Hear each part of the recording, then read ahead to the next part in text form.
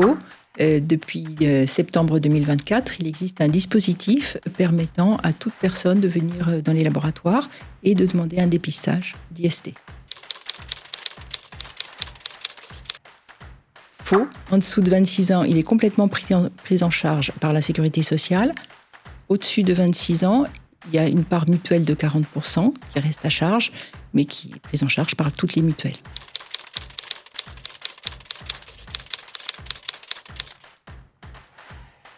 Faux. Une IST, c'est une infection, ça n'est pas encore la maladie sexuellement transmissible. Donc on peut n'avoir que l'infection, être porteur du virus, de la bactérie ou du parasite responsable d'une infection sexuellement transmissible, sans pour autant se sentir malade. De même que la maladie, on a pu avoir des symptômes à un moment, et en fait, il est disparu, et on a l'impression qu'on est guéri, que c'était juste passager.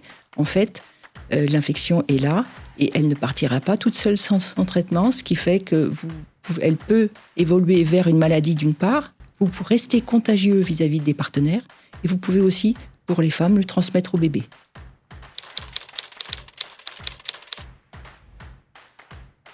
Oui, non seulement il est confidentiel, mais même si vraiment vous le souhaitez, il peut être anonyme.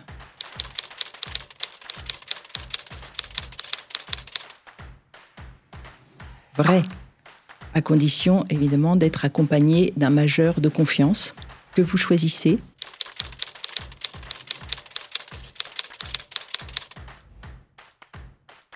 Faux, pas de limite d'âge, tout le monde peut se faire dépister.